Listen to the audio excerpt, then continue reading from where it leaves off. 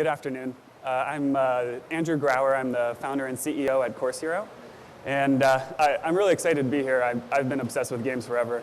And whether that was at the beginning, just like growing up playing board games, whether it was Monopoly, it was usually strategy games like chess, careers, Risk even, and then a transition to go into like Civ 2, StarCraft, Warcraft 2, StarCraft 2.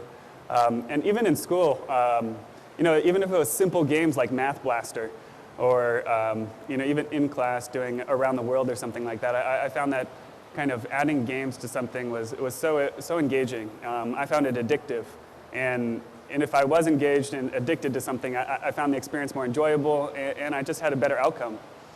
So, Course Hero, you could think of us as Guitar Hero for education, or maybe more usefully, you could think of us as building an online marketplace for supplemental learning.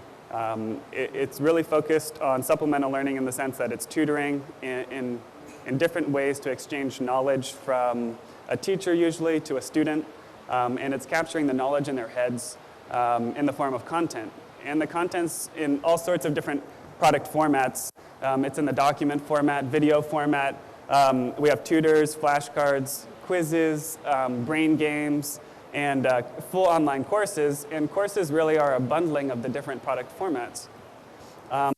Over time, we've been expanding into different subject categories. We've started in higher ed, college and grad school, because that's when I started this. I started this in late 2006. So I've been working on this for almost 7 years. And I found that basically a lot of what I wanted to access was not available. So as supplemental help, my academic graph really wasn't overlapping very well with my social graph. I'd be in a classroom of like 500 kids and I'd look across and I didn't know anybody. It was mind-boggling. I also found that people didn't connect with people to learn necessarily. You connected through content to learn. You don't speak with somebody else the way that you would read a paper or read a research report or read a study guide or an exam or quiz or anything. You really connect through content. So connecting people where it's through content versus people to get to content was a really interesting insight. So that's where we got the idea to start accumulating valuable information, aggregating it, organizing it, and distributing it on the online platform. So as we build out different sets of tools and services, and it's all driven at the beginning by content, we've added on more and more game layers, and that takes the next step to badging points and leveling. But also, I think you saw from Coursera that if you can add on a really powerful certification signal at the end, you probably get much higher engagement than anything else. I'm excited when we do talk about what we've accomplished with our full courses, that we do have, without any certification, 20% completion rates of our courses. So that's without any kind of ACE-certified courses or anything like that. Just straight up badges, points, games, quizzes involved. And it seems low, but it's actually pretty high as well as we can understand it to other providers. I'm really excited about what's happening in education. I think in no way is it going to be a fad when we have this just pervasive, widespread, high-speed internet access. We have more and more people actually having devices that can connect to that high-speed internet access. We have a shift where in education, just even 5-10 years ago, you'd have to raise tens of millions of dollars, build expensive software to build a mediocre product, and then actually sell to schools and enterprise sales deals. And that was the only way you could do it. You now have so many people like us, game developers. You could also be just producing a cool new game, a cool new app, a new service, what have you, wherever your pain point is in all of education, and there's tons of them, for really cheap. And then potentially you have scale of a massive distribution platform, because you can reach lots of people, 2 billion people on the internet now. So it's here to stay. There's going to be a lot of disruption, so people are going to specialize on a lot of different pain points. And eventually, there might be another aggregation by current players buying up smaller ones, but what have you, it's going to be happening. And I think the first stage in like 2001 MIT OpenCourseWare really launched. And it was so exciting because there was just this explosion of amount of awesome content. You know, you've got kids anywhere, learners anywhere around the world being able to access, you know, a Harvard or a Princeton or a Berkeley teacher, in this case MIT, teaching for free.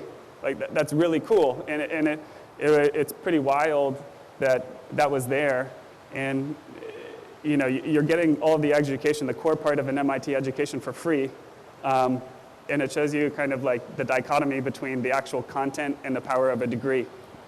And it also emphasized, I think, what a number of other people are saying, that the format of a lecture is really boring. Like, no matter how hard I tried, after 30 minutes in a class, I would get bored. And I think Coursera pointed out to after 8 to 10 minutes, you actually will get bored. You can get bored, and your attention span is only so long. So that was just like the first thing that we really looked at in terms of gamification. What we did was we took the content, we made bite-sized chunks. So we broke down a larger section of a course, like an hour lecture, and broke it down into max 10-minute chunks, but usually 3 to 5 sections. And then we added learning sprees on top of that. So after every concept or chapter or full course, we'd add sets of questions.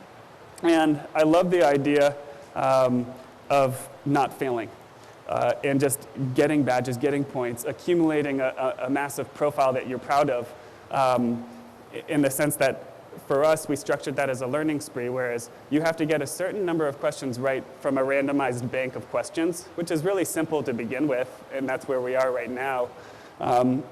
But you can't fail. You can only achieve, and you get positive feedback when you do achieve. And there's lots of these simple loops that are happening on and on throughout a course. And even a full course is a smaller course. We just break down a bigger college-sized course into multiple sets of courses. It's important when we add on the social badging experience. If you were to complete a particular test or a quiz or exam, and you get a badge, let's say you become a CS ninja or something like that, we want to help push you to share it with your friends. And we do that just by showing the big badge and allowing you to share it on different social channels, such as like Twitter or Facebook. So that would be the really simple flow.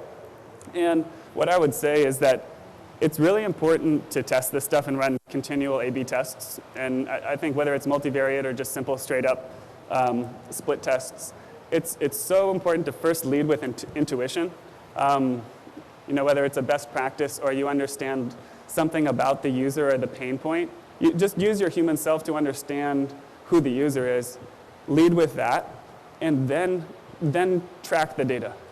And first, I think when you start doing conversion optimization, you need a certain number of users. And you know, for us, we're doing about 30 million visits a year, so we can run multiple tests. And we have 100,000 kind of paid subscribers using this. So we're able to run multiple tests now pretty fast, nowhere near the way that Zynga could run A/B tests on its users. But I find that extremely important because we'd make mistakes like just thinking too much about data, like what's the size of the button, where's the placement, what's the color, etc., that you let data drive the experiments when it doesn't end up making that much sense. So if I were to leave a takeaway for development is like focusing on the distribution and what drives that at the beginning. For us, that's really just great content at scale. And then after that, engagement drives everything because engagement will lead to new customer acquisition. It will lead to loyalty and building out kind of true engagement with the platform, et cetera. And in doing that better and better and better is probably running continual A/B tests where you're trying to get empathy with your user.